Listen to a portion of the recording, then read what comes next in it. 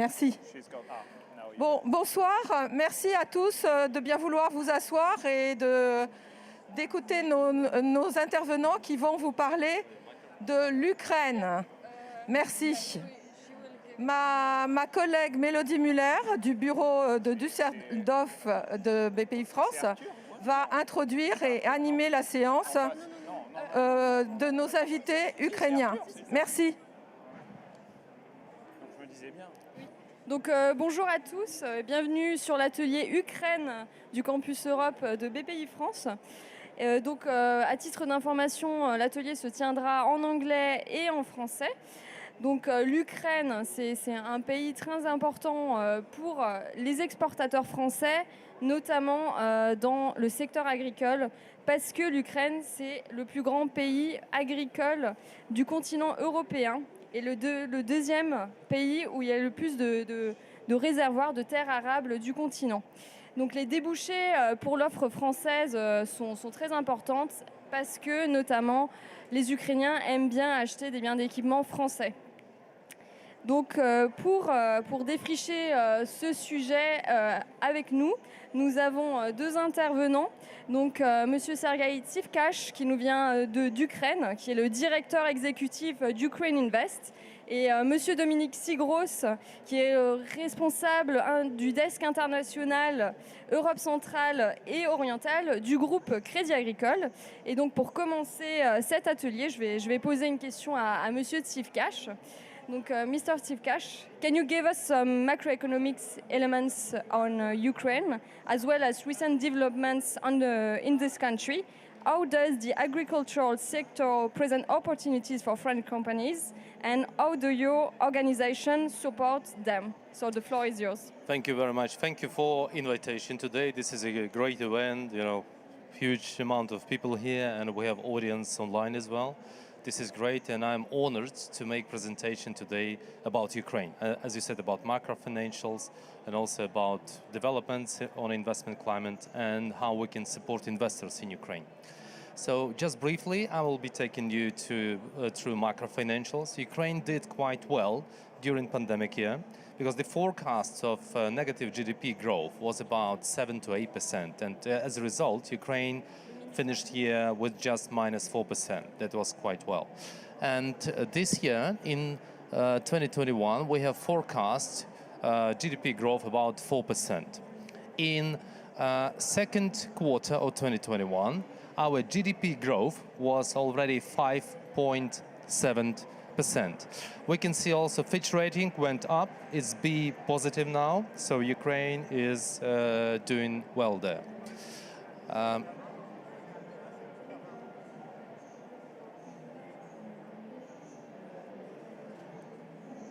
How Ukraine Invest can help?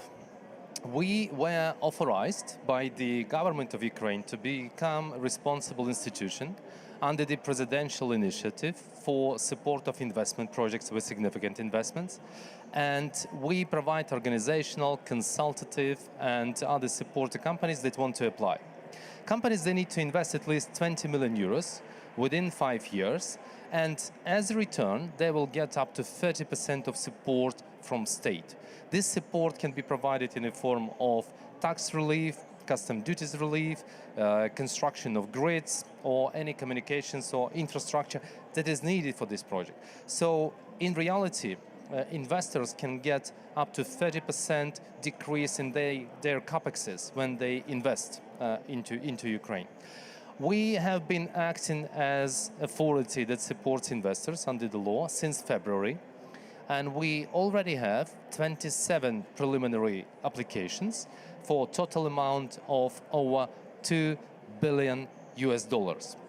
Agri-processing has a big part of this pipeline, and it's over 300 million. We have deep processing of soya beans, for example, deep processing of corn, and deep processing of other raw materials from agricultural sector. This law is a very good incentive for companies that want to produce value-added produce in Ukraine. So I would like to invite you to ask our colleagues about details of this law. This is very important for development of your business in Ukraine. When we talk about French business in Ukraine, we have over 180 companies from France. They operate in Ukraine and they employ over 30,000 people. So we have strong relations with you. We have strong investment and trade relations. In terms of investment, France is number 8 investor into Ukraine by country, if we calculate by country. And also our trade is developing quite well. We have a lot of potential to increase your imports to Ukraine, like meats and fertilizers, organic fertilizers as well. And also we can work with you to improve our exports to France. So it's a bilateral joint cooperation. Also, I would like to bring your attention to recent developments in regulatory policy in Ukraine, because Ukraine has introduced gradual land reform. Now Ukrainians can purchase agricultural land, and then the market will open for foreign companies as well. We may have referendum on this, but hopefully it will be okay, and I hope that the market will open since 2024, and then your companies will be able to buy land. But Ukraine is doing much more than that. We are now developing sector in terms of irrigation system, for example. This is again a new opportunity for you, because Ukraine needs minimum $4 billion in investments into irrigation system. So this is not only about food processing development, it's also about manufacturing of irrigation systems in Ukraine. We already have strong interest from American partners, from European partners, and French companies have good potential to work with us in this regard as well. When we talk about development of French business in Ukraine, we also need to, the clicker, is it working? Yeah. Yes. When we talk about French companies, for example, in Ukraine, so also we need to mention recent development that is related to industrial parks. In Ukraine, we had more than 50 industrial parks, but unfortunately, till now, we had no fiscal incentives. So on the 7th of September this year, Parliament of Ukraine voted for the law that introduces fiscal incentives for industrial parks. There will be corporate tax relief for 10 years. And the size of industrial parks was decreased to 10 hectares.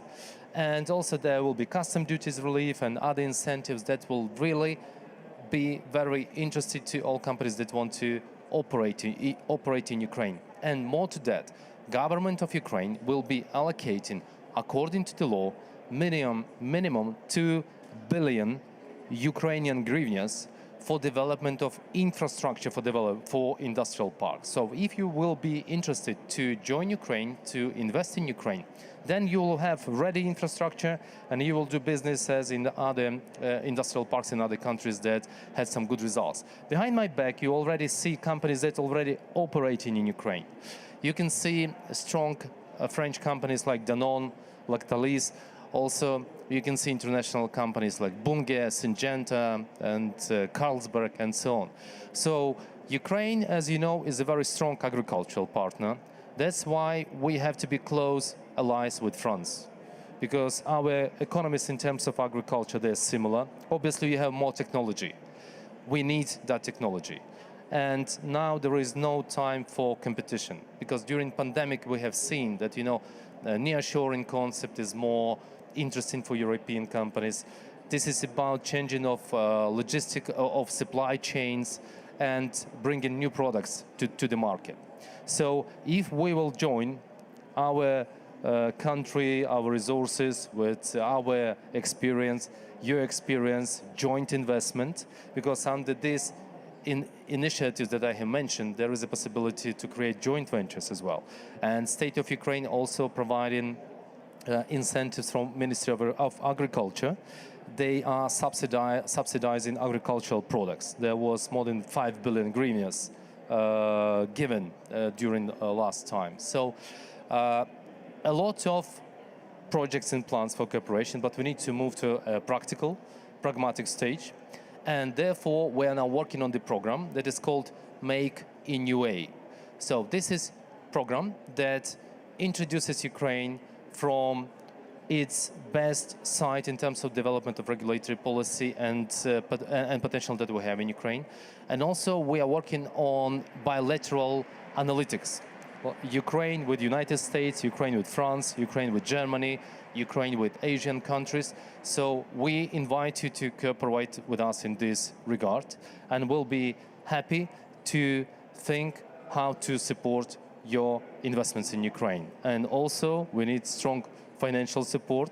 We need some long-term good money, in order to ensure development of agricultural sector in Ukraine. Just one last word from me, just as a kind of the summarizing how Ukraine can benefit for France and for all international community. Ukraine is a 40 million country, again, similar in size, but we produce food for 150 million people worldwide. And we can go, I think, up to 300 to 400 million easily. So let's do it together. Thank you.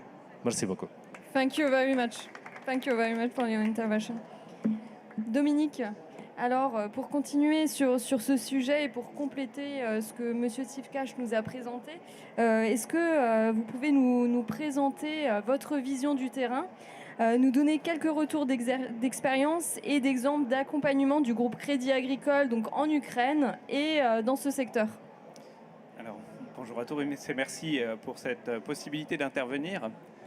Je viens un peu par là. Oups, voilà, pardon. Devant le téléviseur, très bien. Merci. Donc, alors, merci pour cette introduction qui a permis de planter le décor. Et quand il s'agit de planter, le Crédit Agricole est bien positionné pour ça. Le nom le dit, l'indique, nous sommes agricoles et particulièrement en Ukraine, nous sommes fidèles à cet ADN du groupe Crédit Agricole. Le Crédit Agricole Ukraine, donc un des partenaires financiers de l'économie ukrainienne, est très important de ce côté-là. C'est-à-dire que nous sommes le deuxième financeur en financement agricole en Ukraine. Ça veut dire que nous avons une expertise dans ce domaine, mais une expertise qui est aussi alimentée par les études économiques de nos collègues. Nous avons un département spécifique consacré à l'agriculture et à l'agroalimentaire en Ukraine. Donc il y a vraiment ce point principal d'accompagnement déjà dans la structure macroéconomique. D'un point de vue bancaire pur, le Crédit Agricole est bien établi, nous avons une présence sur tout le territoire et nous faisons dans tous les domaines de l'agriculture. On vient d'en parler, depuis donc les semences jusqu'à l'export du produit fini de colza, de tournesol, nous sommes présents et nous pouvons accompagner les entreprises tout au long. Et cet accompagnement s'opère depuis la France dans un premier temps à travers l'export. Pour produire en Ukraine, il vous faut de l'équipement. Donc les équipementiers français qui, eux, ont la capacité de répondre aux besoins du marché ukrainien, sont en export depuis la France, vont avoir besoin de financement. Donc c'est une première partie. On a une ETI française qui est connue dans les équipements agricoles, que nous avons accompagnée avec BPI France pour certaines occasions, pour des confirmations de CREDOC, de crédit documentaire. Donc ça, c'est un premier point très pratique. Il y a cet aspect d'export. Le deuxième temps, c'est l'implantation en Ukraine. Si vous voulez produire en Ukraine, vous avez besoin donc de toute l'écosystème lié à la production agricole. On va parler dans un premier temps par exemple, des intrants, des semences. Nous avons accompagné un semencier qui s'est installé en Ukraine, qui a eu besoin de financement aussi bien pour investir dans du matériel que pour développer son activité au quotidien. Et des lignes ont été mises en place localement. Dans un deuxième temps, une société, un acteur français majeur du phytosanitaire, des solutions phytosanitaires, a aussi créé sa propre filiale en Ukraine. Et là, nous avons même innové dans ce cadre, c'est-à-dire que nos équipes d'experts agri-agro, avec les chargés d'affaires agri-agro, sont allés dans le champ avec les clients, avec l'agriculteur, et ont déterminé quels étaient les besoins nécessaires pour pouvoir, en termes de solutions phytosanitaires et de protection des plantes, et à l'issue de ce rendez-vous sur place, eh bien, nous avons émis des offres de financement court terme, donc en fait du crédit de campagne, du besoin de fonds de roulement. Et tout ça, c'est ce qui est fait sur le terrain directement par nos équipes. On avance un peu dans le process. Les plantes poussent, mais il faut bien les traiter, justement, avec ces intrants divers et variés. Eh bien, il vous faut des équipements une nouvelle fois. Eh bien, localement, on va pouvoir aussi intervenir via un crédit classique pour vous permettre d'investir dans des équipements, donc des tracteurs, des épandeurs, des pulvérisateurs. Ça peut être vraiment toute la gamme des produits agricoles nécessaires.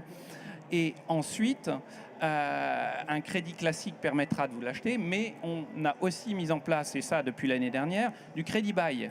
Le crédit bail est disponible en Ukraine et en particulier pour le secteur agricole. Et ça se développe à grande vitesse et beaucoup de PME y ont recours actuellement. Et des PME locales comme des PME internationales, donc, ou des sociétés internationales. C'est une solution qui est nouvelle sur le marché et qui se développe très très bien. Enfin, on arrive, donc après les différents équipements, vous avez aussi, si vous voulez produire sur place directement, vous achetez des parts dans une société. Ça a été le cas de plusieurs agriculteurs qui se sont installés dans les années 90 ou 2000.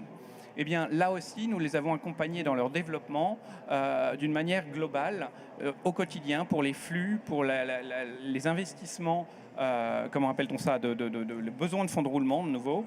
Et donc, on a pu couvrir toute la gamme, depuis les semences jusqu'à l'export. Et pourquoi je parle d'export? Parce que nous avons également mis en place et aidé avec des lignes locales à la construction de silos de stockage. Parce que l'Ukraine a un grand besoin d'infrastructures permettant après la récolte, de s'assurer que tout est bien conservé et acheminé au bon endroit, dans des ports, dans des nœuds névralgiques de transport. Et qui dit port dit export, et c'est là de nouveau que nous sommes intervenus avec nos clients et avec cette expertise toujours du terrain. Donc en fait, on a vraiment ce caractère un peu holistique, pardon, si vous me passez le mot, où on se retrouve vraiment dans la production agricole, de la mise en culture, jusqu'au stockage et à l'export, avec des solutions de trade finance classiques, de garanties diverses et variées, depuis la France vers l'Ukraine, en Ukraine, et depuis l'Ukraine vers le monde entier. Donc c'est vraiment... On reboucle la boucle et on a vraiment une capacité d'intervenir. Le pays a énormément d'avantages, ça a été souligné par M. Tsivkash, et il faut en profiter. Merci. Merci beaucoup Dominique. Merci Dominique, merci Monsieur Tsivkash pour votre participation. On peut voir vraiment qu'il y a de bonnes opportunités pour les entreprises françaises en Ukraine. Donc on ne peut que vous pousser à y aller parce que, comme je le disais au début, l'offre française est vraiment très appréciée. Et on peut voir que l'accompagnement de Ukraine Invest et de l'État ukrainien est quand même bien étendu et permet vraiment de se lancer. Et également l'accompagnement du groupe Crédit Agricole qui est vraiment votre partenaire local pour aller en Ukraine. Alors on va passer aux questions. Est-ce que quelqu'un a une question? Avez-vous des questions dans le public? Florent? C'est moi qui tiens le micro. Bien vu. Merci beaucoup. Une question concernant les plans de relance. Est-ce que l'Ukraine dispose de plans de relance, notamment sur l'agriculture, pour moderniser ses infrastructures, pour les verdir, si j'ose dire? Quel est un petit peu l'environnement à l'heure actuelle? Питання щодо відновлення плану відновлення України, і чи існує такий план, і чи існує в цьому плані якісь теми або моменти пов'язані з екологією і з озелененням сільськогосподарської інфраструктури? Що ви можете про це говорити? This is can I go in English? Yeah, or I can. Yeah, okay. Yeah, sure. It's a very good question. So, decarbonization for Ukraine is key. We understand that the Green Deal, European Green Deal, will be, well, it's a go-ahead, obviously, and we need to change the structure of our economy in order to have more kind of decarbonized industry in Ukraine, not only agriculture, but all other manufacturing facilities. So Ukraine has a good plan. The president and prime minister, they support this, obviously. This is priority for Ukraine. We are working on development of agri-processing sector, and we need, as I said, more equipment as well. And when we talk about equipment and energy sources, this should be looked at under decarbonization angle. And going to equipment here, you know that in Ukraine, 30% of equipment is imported and 70% is local. Or that was in Ukraine. And this is a very strong opportunity for French companies and for all international companies, because this is what we need. And in Ukraine now, we also have incentives for localization of such production of such machinery. So if there is interest from French companies to produce equipment for Ukrainian companies, then you will get incentives from state of Ukraine as well. The plan for decarbonization is there. As I said, this is on top list of top politicians in Ukraine. Let's do it together as well. If you have any ideas how to support Ukraine, we'll be happy to support you. As Ukrainian West, we're a governmental office that supports and attracts investments into Ukraine. So we are your one-stop shop in Ukraine. If you have an idea or you have a business project, so we'll be able to guide you through all Ukraine. And Ukraine is different now, because now we have seen decentralization reform that took place. Now regions of Ukraine, they are more eager and they are more interested, to see investors in the region. So it's really a different picture. Now we are going to all regions of Ukraine as well. We can see governors and mayors. Before we were trying kind of to push them, you need to bring investors and so on, because they had central budget. Now it's different. Now they need to feed themselves. And now they are more proactive, with us as well, looking for investors. But we need to, again, look at opportunities, look at economic changes and political and geopolitical changes that are happening throughout the world. And we are here in one boat.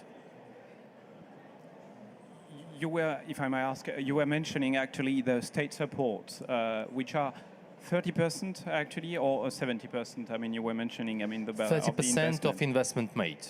Okay. Minimum 20 million euros, yes. Okay, and that would be the kind of incentive to attract all these investors in this case. Yes, but not only that, as I said, also law and industrial parks. So there will be tax relief for up to 10 years. Yeah, and then you don't have to build infrastructure like engineering grids and so on, because state will provide money for that. At least 2 billion hryvnias a year for 5 consecutive years, which is good.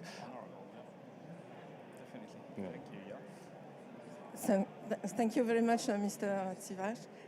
Is there any other question? Yes, Ornella? Hi, I wanted to ask you why French companies and French products are so popular in Ukraine now. So, sorry, can you? So why French products are so popular today in Ukraine, trendy? Why do you consider that? Well, because you do good product. Yeah. Yes. That's an easy answer. So, but we do good products as well. Many Ukrainian companies, even foreign companies, when they do business in Ukraine, they are managed by Ukrainian nationals. If we have foreign nationals, mainly maybe a couple of people in top management, yeah. But then we see a lot of Ukrainians. So we are like-minded. We have similar, as I said, economies, and agriculture is our strong, specialization, I would say. Why French products? Good quality, reliability, and just because we are friends as well. I'm sure. Yes. Je me permettrai d'ajouter à ce sujet que justement, dans le sens, la gamme de la production en équipement, de la production française en équipement agricole est extrêmement large et adaptée un peu à toutes les tailles d'exploitation. Il ne faut pas oublier qu'on peut avoir des exploitations qui atteignent plusieurs dizaines de milliers d'hectares. Une exploitation. Donc, il y a besoin d'un peu d'équipement, un peu de matériel. Et donc, à cette occasion, c'est là justement que la France a vraiment une carte à jouer, parce qu'en fait, on peut jouer sur les petites exploitations, mais on peut aussi jouer sur les grandes exploitations. On a quelque chose à offrir, en effet, par l'excellence du matériel et par la bonne renommée, et en même temps, par cette capacité d'adaptation en fonction de la taille des exploitations. Voilà. Merci. Merci beaucoup. Est-ce qu'il y a une autre question dans la salle? Bien. Je pense Eh bien, que... s'il n'y a pas d'autres questions, on va peut-être conclure. Merci, merci. Thank you very much one more time. Merci à vous deux d'être venus et merci pour votre intervention.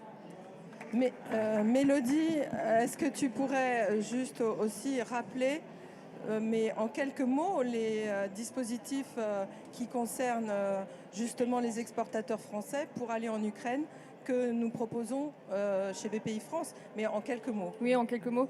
Donc, on est vraiment là pour aider les entreprises françaises à exporter et à s'implanter en Ukraine. Donc, ça peut aller de toutes les phases d'un développement d'un projet à l'international. Donc, de la prospection à la création d'une filiale. On a plusieurs produits qui sont adaptés à ça, notamment l'assurance prospection. On peut financer votre prospection et elle n'est que remboursable en cas de succès à l'export. On peut aussi vous garantir votre filiale à 50% si vous souhaitez créer une filiale en Ukraine, et également vous octroyer des prêts sans garantie. Donc on a vraiment un continuum assez large pour aider les entreprises françaises à aller à l'international et notamment à aller en Ukraine. Et on peut notamment également financer vos acheteurs ukrainiens. Comme ça, vous présentez votre solution technique et un financement en plus. Donc c'est tout bonus pour vous. Donc n'hésitez pas à nous contacter si vous êtes intéressé. Merci encore. Merci beaucoup. Avec plaisir, merci.